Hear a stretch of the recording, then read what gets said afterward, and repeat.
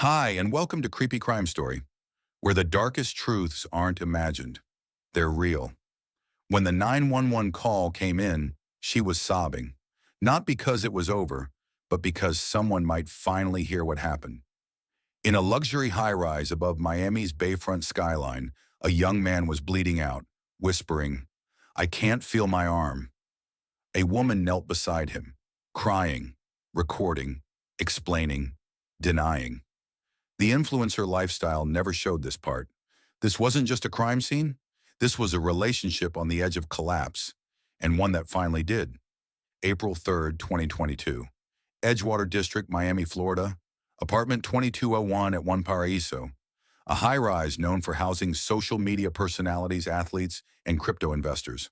At 4:32 p.m., Christian Obumseli, 27, swiped into the parking garage using his fob. Surveillance footage showed him entering the elevator with a brown paper bag from Subway. He was alone. He wasn't in a rush. His shoulders were relaxed. This was someone coming home. 14 minutes later, building security received a panic alert from the unit. At 4:46 p.m., the call was logged by the concierge, triggered automatically by a quick tap emergency button available in luxury smart units. At 4:57 p.m., Miami-Dade Fire Rescue arrived on site. Inside the apartment, Christian lay on the floor, face up with a deep wound in the upper left quadrant of his chest. He was alive. Barely. A woman, later identified as 25-year-old Courtney Clenny, was pacing, crying, and holding a phone, still connected to the dispatcher. Her hands and tank top were streaked with blood. The weapon, a 7-inch kitchen knife, had already been moved. It was later found under a bar stool, approximately 4 feet from the entry point wound. Courtney told first responders that she had thrown the knife in self-defense after Christian charged her. She said it had been a reflex. "He was coming at me," she reportedly stated. I threw it." That explanation was recorded in the officer's field notes, but inconsistencies emerged almost immediately. There were no defensive wounds on Christian. His hands, when examined, showed no cuts or bruising. His fingernails were clean. There was no sign he had attempted to grab or block anything. The wound, according to forensic pathologist Dr. Marks, was precise. 8.1 centimeters deep, downward angle, no hesitation marks, and consistent with a close-range, deliberate thrust. In his words, "This wasn't a blade that tumbled through the air. This was guided. The blade entered between the clavicle and first rib, severing the subclavian artery and resulting in rapid blood loss. A towel soaked in arterial blood was found nearby. It appeared unused. By the time Christian was transported to Jackson Memorial Hospital, his pulse had faded. He was pronounced dead at 5:43 p.m. At the scene, police secured the apartment for evidence collection. No alcohol or narcotics were found in immediate view, though empty wine glasses were noted on the kitchen counter. The space was unusually clean for a crime scene. No overturned furniture, no broken glass, no signs of a physical altercation. A laptop sat closed on the dining table. A ring light still stood by the balcony. The television was on mute, paused on a fitness video, Clenny's own YouTube channel. Detectives began canvassing the building. Neighbors from adjacent units reported hearing shouting over the past several weeks. According to one resident, "They fought a lot, doors slamming, stuff being thrown, but it wasn't like screaming for help. It was personal." No one reported hearing an argument on the day of the incident. Apartment access logs were pulled. From March 1st to April 3rd, 2022, Christian had entered the unit over 50 times. He was not a leaseholder. There was no record of a formal domestic partnership. Still, he lived there, most of the time. Building management confirmed no official complaints had been filed, but multiple staff noted informal verbal concerns about loud disruptions from 2201. Courtney Clenny was transported to the station for questioning under a standard investigative hold. She was not arrested that evening. During interview, she reiterated her version of events. Christian had become aggressive. She feared for her safety. She grabbed a knife from the counter. When he moved toward her, she panicked and threw it without thinking. Detectives asked if she had ever practiced knife throwing. She answered no. Initial toxicology reports showed no substances in Christian's system. Clenny's test was inconclusive due to diluted urine. which she attributed to panic drinking water before police arrived. No injuries were documented on her body, aside from superficial redness on her left wrist, determined to be self-inflicted from stress scratching. Data forensics seized both cell phones from the scene. Obumseli's iPhone had multiple missed calls and a half-drafted message time-stamped at 4:44 p.m., unsent. The text read, "Can we talk without fighting?" The rest was blank. The screen auto-locked before he finished. The knife was entered into evidence as Exhibit A. The blood spatter pattern was concentrated, with arterial spray reaching the far end of the kitchen island. Investigators noted the absence of cast-off marks along the walls or ceiling. Further evidence the wound occurred at close range. The scene didn't support a throwing narrative. It supported control. By April 4th, a digital warrant was issued for Clenny's iCloud. Detectives began reviewing video, notes, and stored messages to establish context. Meanwhile, media outlets began to circulate the story. OnlyFans model involved in fatal stabbing. Comments online were divisive. Some defended her. Others questioned the silence surrounding male victims of domestic abuse. The state attorney's office had not filed charges. Not yet. According to Chief Investigator Rosa Valdez, "We don't just react to headlines. We react to evidence." And the evidence was still unfolding. At the end of day one, a young man was dead. A young woman was not in custody. And a story that played out behind penthouse glass was only beginning to be unraveled by those tasked with finding out what really happened and why. On the morning of April 4th, 2022, less than 24 hours after the stabbing, Miami-Dade detectives initiated the forensic review of digital records tied to apartment 2201. The immediate priority: establish behavioral history, identify prior escalations, and determine whether this act of violence had any precedent. That meant accessing building logs, police dispatch history, prior calls for service, and internal security reports. The findings were not isolated. They were cumulative. Between January and early April, 5 separate service calls had been made to the same apartment. 3 involved noise complaints. 1 involved a neighbor who reported objects thrown against the wall. Another came from a building staff member concerned about verbal screaming, described as repetitive and volatile. In each case, officers responded. In each case, no arrest was made. No injuries were observed. Both parties declined to press charges. Apartment access logs revealed a clear timeline of cohabitation. Although Christian Obumseli was not on the lease, his key fob activity indicated a pattern consistent with full-time residents.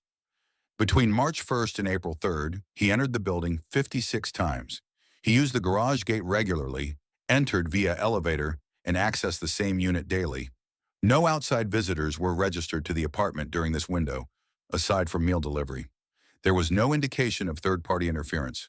The elevator footage captured on March 27, 2022, marked the first critical anomaly in behavioral evidence. The internal security system recorded an altercation between the couple inside the elevator. The woman, later confirmed as Courtney Clenny, struck Obumseli multiple times with an open palm, pushing and slapping him as he appeared to try to de-escalate. At no point did he retaliate. The video was time-stamped, audio-free, and lasted 41 seconds. It was stored by building management under a flagged incident folder and had not been reviewed until after the fatal event. This footage, combined with digital messages recovered from Obumseli's phone, gave investigators a clearer picture of the relationship dynamic. A text sent to a friend on March 27th read, "She hit me again. I just want to get out." Another on March 31st, "I can't keep walking on eggshells. If I leave, she'll ruin everything." These weren't empty words. Clenny had, according to a prior therapist's records, subpoenaed from her provider in Texas, exhibited patterns of volatility and control in previous relationships. She was diagnosed with borderline features, impulse dysregulation, and reactive aggression. The documents were sealed under HIPAA protections, but were referenced by investigators during warrant applications. Detective Sierra Colburn, who reviewed the couple's behavioral timeline, made this note in her case file: "There's no single spark that lit this. It's friction over time, constant, low-grade heat." Clenny's digital footprint painted a different narrative publicly. Between February and late March, her Instagram account showcased a curated image: beach trips, spa days, morning routines, gym workouts. No sign of conflict. But metadata from her iCloud account told another story. Photo logs captured images of bruises taken in the mirror. Some dated to early March. Others were screenshots of arguments, annotated with captions like "proof" and "in case I need this." Investigators could not determine whether the injuries were defensive or staged. There was no independent verification. Meanwhile, voice memos from Christian's phone revealed he had begun documenting conversations in the apartment, though only 2 recordings were saved locally. One from March 19th involved a heated exchange where Clenny can be heard yelling, while Christian repeated, "I'm not yelling, I'm just trying to talk." The second cut off mid-sentence, presumably as he stopped the recording manually. The couple's neighbors, when interviewed, described them as private but loud. One tenant on the 21st floor recalled hearing Courtney yelling through the vents. Another said Christian often appeared quiet and withdrawn, especially in the elevator. None described overt violence, just regular tension. The forensic team also noted a discrepancy in the smart thermostat system. Logs showed a spike in temperature changes at irregular hours, often late at night, which could suggest agitation or environmental control behavior, something often present in volatile relationships. Clenny was the only user with mobile access to the thermostat via app. Investigators began to piece together a profile, one party frequently documented, the other increasingly isolated. Obumseli's financial statements showed repeated large transfers to joint accounts, mostly in Clenny's name. While not inherently criminal, this supported a pattern of financial dependency. At the time of death, Christian's personal account had under $200.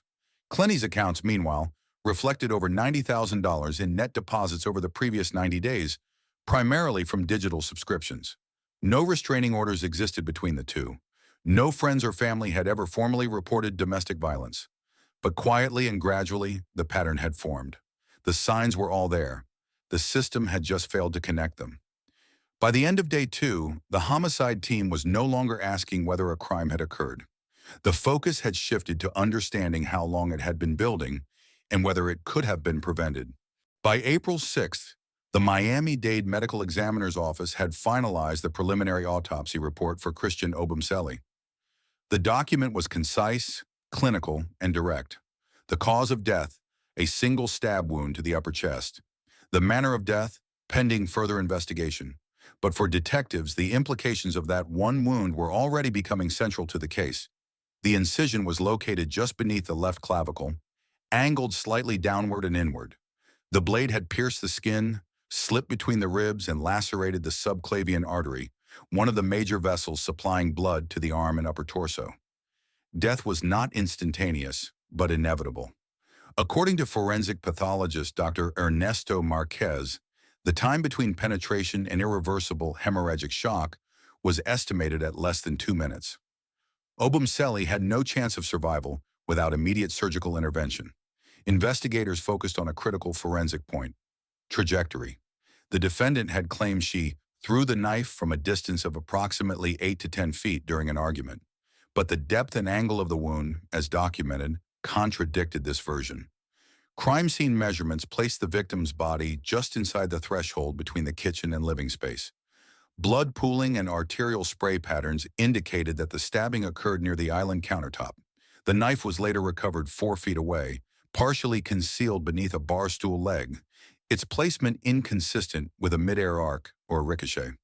No secondary impact marks were found on surrounding walls, floor tiles, or cabinetry. No fingerprints were recovered from the blade, handle, or sheath, likely due to contamination from the victim's blood and the handling that followed. A forensic knife trajectory test was ordered. Using the same brand and model as the recovered kitchen knife, a straight-edge stainless steel chef-mate utility blade, analysts replicated throw scenarios at various distances and angles. At no range could the weapon, when thrown underhand or overhand, replicate the depth and precision of the wound found on Christian's chest. In controlled conditions, the maximum penetration achieved from a throw was 3.2 centimeters, less than half of the autopsy depth. The stab wound measured 8.1 centimeters in depth, clean-edged and linear. There was no evidence of blade rotation, deflection, or blunt trauma typically associated with thrown impacts. The surrounding tissue showed sharp incising without drag, again consistent with controlled entry, not impact penetration. According to the lab's written summary, based on wound morphology and trajectory analysis, the injury is more consistent with a close proximity, directed stabbing motion than a projected weapon. This was the first major forensic contradiction in the case, a physical impossibility against a self-reported defense. Meanwhile, video footage from the apartment's smart home system revealed no motion during the 90 seconds prior to the 911 call. The camera placed near the living room entry, previously used by Clenny for content creation, had a motion-activated buffer. It remained inactive until paramedics arrived. This meant that no fast, violent movement, such as an object thrown forcefully across the room, was registered.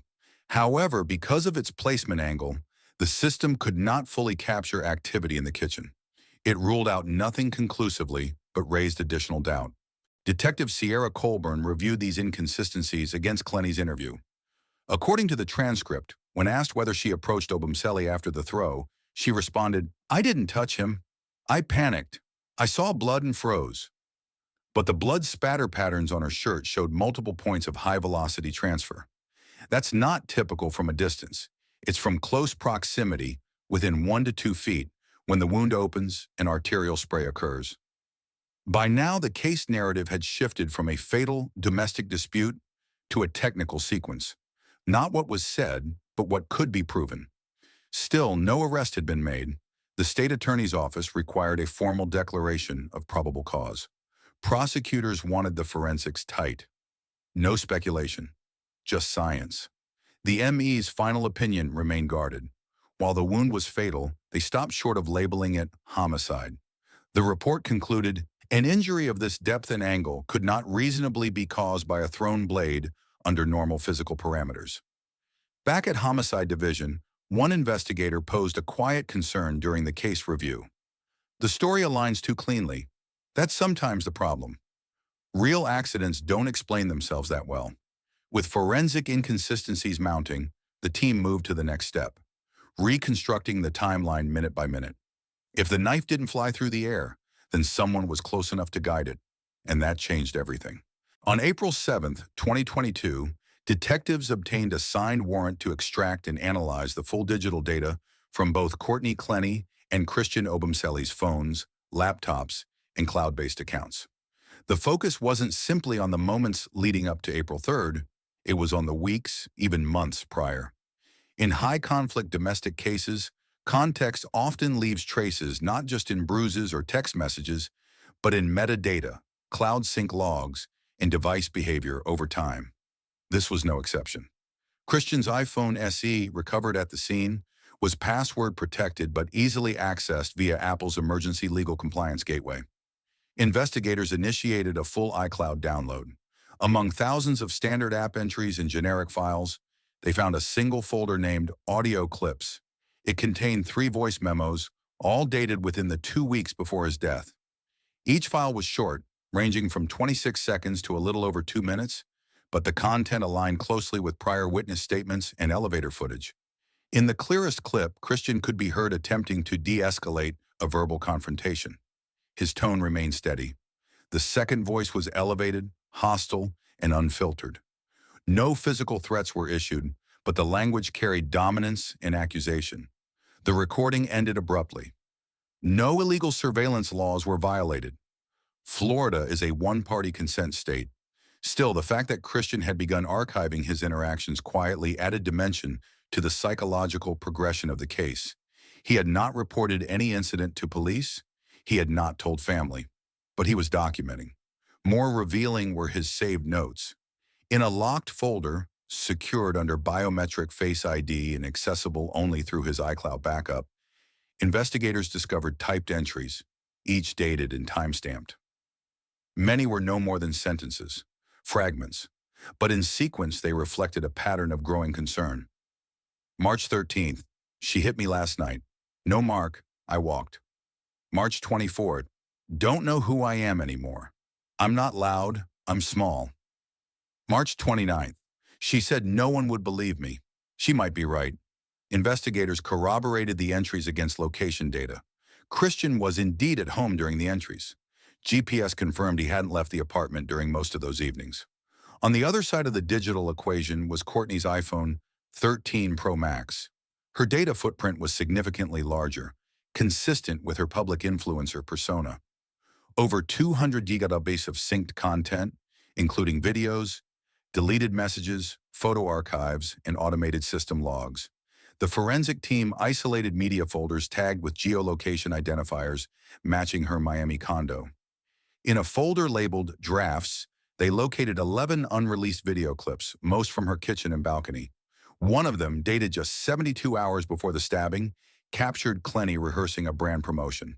Behind the camera, barely audible, someone asks a question. Her response is dismissive, clipped. She turns off the camera. The file ends mid-motion, and while its relevance was unclear at first, the technical data embedded inside it revealed something else. The recording metadata indicated background audio suppression manually disabled on the device, meaning she had changed her default settings to capture surrounding sound. Not unusual for someone filming conversational content, but it meant ambient noise, even comments from others in the apartment, were stored without editing. What mattered more was the device behavior on April 3rd itself. System logs confirmed that at 4:38 p.m., less than 10 minutes before the 911 call, Clenny opened her camera app but did not record. She minimized the app, opened voice memos, and immediately closed it. The screen then remained active on home display until 4:55 p.m., when she initiated the emergency call. These micro-interactions contradicted her claim that she froze upon seeing blood. Device logs showed deliberate screen taps and open-close behavior during the window in which Christian was bleeding on the floor. Detectives also reviewed her synced notes. One entry, added via dictation on March 30th, read simply, "I swear if he comes back again, I'm going to snap. I mean it." There was no context, no follow-up, but the timestamp placed her inside the apartment, and her tone, recorded in the .caf audio file attached to the note, was measured, not joking. Digital payment records rounded out the profile. In the 2 months before Christian's death, Clenny received over $90,000 through OnlyFans subscriptions and brand deals. She transferred less than $500 to their shared Zelle account. Christian, meanwhile, had transferred over $5,000 directly to her via Venmo and Zelle, most with captions like groceries, rent, or your phone bill. There was no indication of coercion, but the financial imbalance reflected a power dynamic already being explored in witness interviews. Taken together, the digital forensic layer revealed a clear shift. Christian had grown more cautious, more withdrawn, more aware. Courtney's own devices suggested awareness of volatility, yet no intent to disengage. Neither party had sought professional intervention, and the metadata had no incentive to lie. By late April 2022, 3 weeks had passed since the stabbing in apartment 2201. Public attention was accelerating. The influencer angle had pushed the case beyond local crime reports. National media picked it up. Cable talk shows, YouTube reaction channels. A death had occurred. There was a suspect, but there were no charges. The pressure, however, wasn't coming only from news outlets. It was internal. Within the Miami-Dade State Attorney's Office, the homicide unit's growing forensic file sat unresolved. The knife trajectory didn't support the defendant's story. Blood pattern analysis placed her too close. Digital logs contradicted the "frozen in fear" claim, and yet the case remained technically unfiled, open but inactive. Then Clenny left Florida. On April 25th, her legal team confirmed she had entered a residential treatment center on Hawaii's Big Island. The official reason given was post-traumatic stress and substance-related distress. The timing matched a scheduled deposition by investigators. That interview was canceled. Detectives noted the absence. So did the family of Christian Obumseli. The Hawaii facility, located just outside Hilo, was not a secure facility. It didn't require a court order to enter or to leave. According to her attorneys, Clenny checked in voluntarily for 30 days. According to detectives, no travel restriction had been issued because no arrest had yet been made. The jurisdictional gray zone widened. But back in Miami, the forensic team wasn't finished. On May 9th, results from touch DNA analysis on the recovered kitchen knife came back from the Florida Department of Law Enforcement. The swab showed a mixed profile, primarily Christians, with trace contributors matching Clenny on the handle. Not unusual. They shared a kitchen. What stood out was the lack of her DNA on the blade's cutting edge. This was interpreted in two possible ways. Either she had wiped the blade before emergency responders arrived, or the transfer was blocked by rapid coagulation after the stab. Neither possibility matched her claim of throwing the knife and doing nothing after. Further lab processing found something else. Minute fibers embedded near the base of the blade, consistent with cotton polyester blends. Christian had been wearing a black stretch fabric athletic shirt that evening. The trace aligned with direct entry, not glancing contact. At the same time, a new witness came forward. A former employee from the apartment complex's security team provided an internal memo documenting a previous noise complaint involving Unit 2201. The date matched the March 27 elevator incident. The memo, written by a supervisor, noted that building staff had grown increasingly concerned about loud disturbances, but were instructed not to escalate unless physical damage or injury was observed. The management company declined formal comment. Prosecutors now had scene forensics, wound data, digital records, and a physical witness trail. The balance had shifted. The only missing piece was probable cause supported by action. On August 10, 2022, Courtney Clenny was arrested at the Hawaii Treatment Center by U.S. Marshals. She did not resist. Her attorneys were informed hours earlier. She was charged with second-degree murder. Her extradition to Florida took 6 days. At her booking in Miami-Dade, she declined to speak to press or investigators. She appeared in court within 24 hours and was denied bond. The judge cited both flight risk and risk of witness tampering, referencing her digital deletion patterns flagged in the forensic report. The defendant's counsel objected, but offered no new evidence. Public coverage intensified, but prosecutors remained cautious. From the outside, this looked like a sudden break in the case, but internally, the process had followed a strict arc. The arrest came only when all physical evidence, witness statements, and forensic inconsistencies aligned clearly enough to move forward without procedural vulnerability. One investigator noted privately, "We don't make public arrests because the press wants one. We make arrests when the evidence leaves us no other option." And at that point, it had. Following her arrest and extradition in August 2022, Courtney Clenny was booked into Miami-Dade custody and held without bond. The initial hearing lasted under 20 minutes. The prosecution submitted that the totality of forensic evidence, including trajectory findings, digital inconsistencies, and device behavior, rendered the self-defense claim implausible. The defense objected, but offered no formal rebuttal at that stage. No plea was entered. The next phase moved into pretrial discovery. On September 14th, both legal teams received full access to the state's compiled forensic file, comprising more than 3,000 pages of lab documentation, digital logs, autopsy analysis, and recorded statements. The case entered formal judicial proceedings under docket number F22-016212. Inside the courtroom, the state's approach was tactical. Prosecutors focused narrowly on physical and digital fact, avoiding character-based arguments. The charge of second-degree murder hinged not on intent, but on depraved indifference, acting in a way that shows a reckless disregard for human life. The legal burden was precise, and the evidence needed to match. Defense attorneys immediately filed a motion to suppress portions of the iCloud data.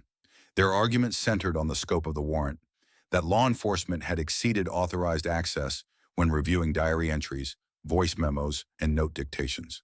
Prosecutors countered with warrant language that included any and all user-generated media, written or spoken. The court scheduled a hearing.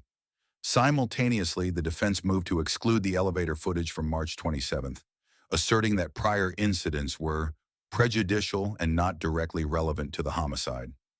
Prosecutors responded that the footage demonstrated pattern conduct and undermined the narrative of Clenny being the sole victim in the relationship. The court allowed the footage but restricted commentary that referenced it as evidence of prior assault without medical documentation. More notably, the state filed a motion to introduce expert testimony from forensic pathologist Dr. Ernesto Marquez. The testimony would include wound path analysis, entry angle physics, and body positioning based on clotting and tissue response. The defense attempted to exclude the trajectory modeling conducted with the replica knife, arguing it lacked peer-reviewed methodology. The motion failed. The judge ruled that the controlled test fell within standard forensic practice. Outside the courtroom, the story became more volatile. Clenny's public presence, archived videos, branding deals, influencer status, began to affect jury pool viability. Several prospective jurors were dismissed during voir dire due to prior exposure to the case through online commentary. The court issued a gag order to both sides, barring further public statements about the facts of the case. Then came the dispute over financial records. Investigators had pulled over 6 months' worth of Venmo, Zelle, and bank transfers between Clenny and Obumseli. The defense attempted to block these records from admission, citing relevance. The court disagreed. The financial exchange pattern showed a dependency dynamic that supported the prosecution's theory of control: emotional, physical, and economic. Mid-October, the defense filed an emergency motion to dismiss the charge entirely, citing Florida's Stand Your Ground statute.